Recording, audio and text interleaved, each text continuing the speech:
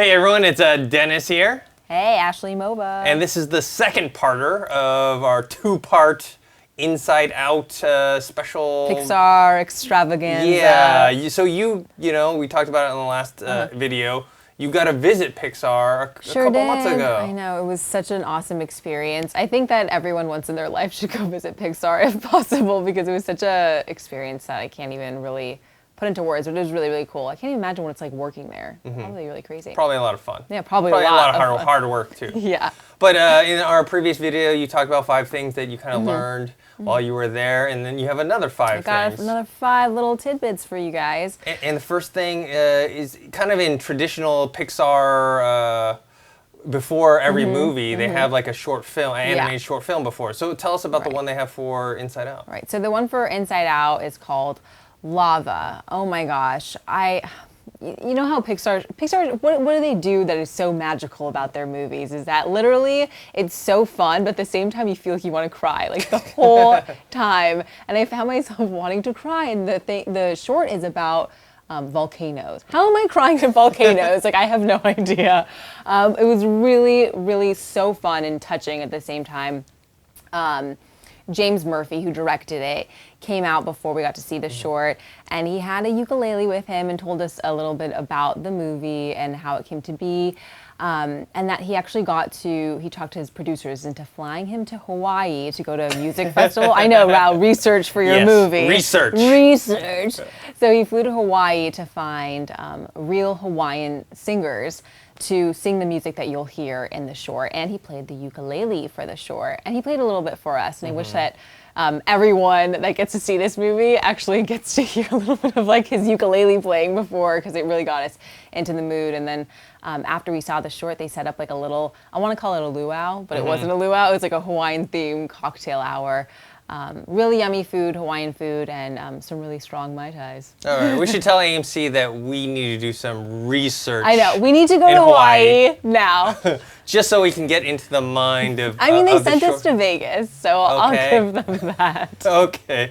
And the second thing you learned was something about the design that went into the characters and stuff like that? Well, yeah. So we talked to a bunch of different rooms when we went to. It was all the different crew members were in different rooms, and one of them brought up the fact that every Pixar movie you see is kind of like a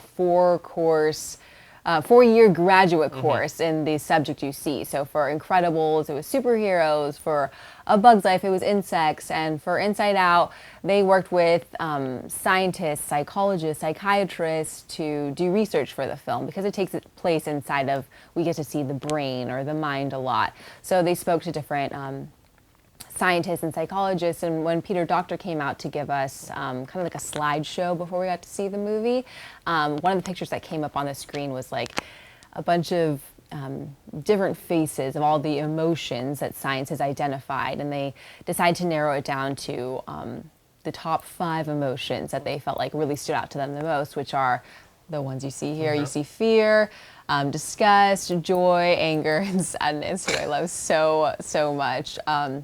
So they worked with different people in that field to kind of guide them throughout the film so that they didn't make any big mistakes. They said something about how they had people working with them. They didn't want it to be so specific in the brain and the mind, but a lot of it does take place inside of the brain and the mind, and they wanted people there to say, oh, that's actually really, really long. You should make some adjustments to that. Mostly kids are going to be seeing it, so they didn't want it to be so specific, but if something was extremely wrong, they wanted someone there to point it out to them.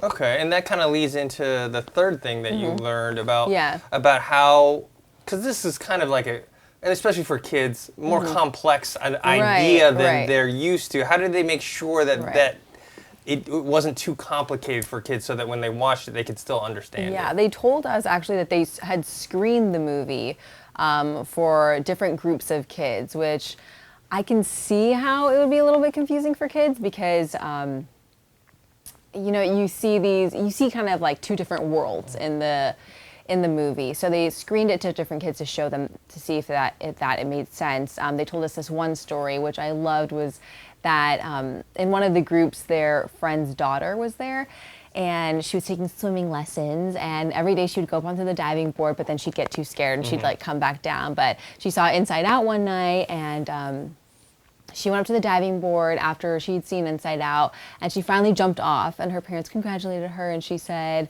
I thought fear was driving, so I thought it was time for me to take over, which I think is super adorable. I love that. The kid's braver than me. I would have been like, no. Can you not swim?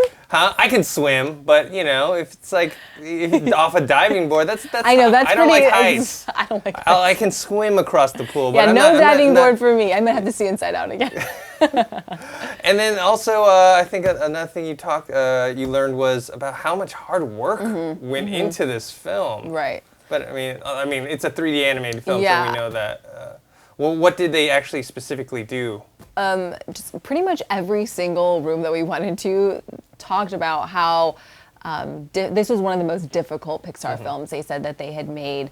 Ralph Eggleston, he's the production manager or the production designer, and he said that he'd been working on this film for 5.5 years. And a challenge for him was deciding what is the difference between the brain and the mind, which when you think about it, what is the difference between the brain and the mind? You kind of get a glimpse of that because I think that they're trying to capture that the mind has to do a little bit more with emotion, where the brain is kind of just like how your body works. And Pete Docter said something that I loved about this film was that how it was just such a team effort. Like, it wasn't that the director had all the control, but like everyone really worked together to make the film.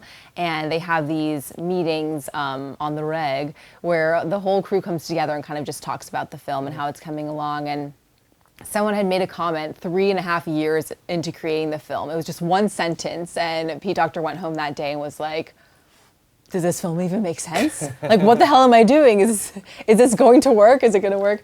So obviously it came together nicely, and you guys will have to check it out. Okay. And I think the last thing that you have on our list here is about kind of like Easter eggs. There's like a little bit of an Easter eggs for Pixar fans. Yeah. Tell us about that. This is definitely my favorite fact. So this is kind of hard to explain without you seeing the film, but in the mind, you get to see little kind of, I guess, examples of what Riley's core memories are. And those are represented by these spheres of different colors. And so for fear, for example, it'll be a purple sphere. And for like sad memories, it'll be a blue ball. And for happy memories, it'll be a yellow ball. So these all line up on the side of Riley's mind. And inside of those memories, you'll see little pictures. And throughout the creative process, they were thinking, how the hell are we going to make a different memory for like basically a picture inside of a picture inside of a picture? Like, that's going to take a lot of work. So they decided, well, we have a great archive of all these Pixar films. Why not pull from that? So you'll see in the little balls that come up on the side of Riley's mind that those are actually little videos of different Pixar films. Pete Docter talks about one specific one was from the wedding scene in Up. And they just blurred it out so that you couldn't really, they blurred the image a lot so you couldn't really tell that it was a specific scene, but you will maybe spot your favorite Pixar movie inside of Inside Out as well. Well, this is going to kind of fan the flames of the whole Pixar conspiracy theory. I'm so into that. Do you believe it?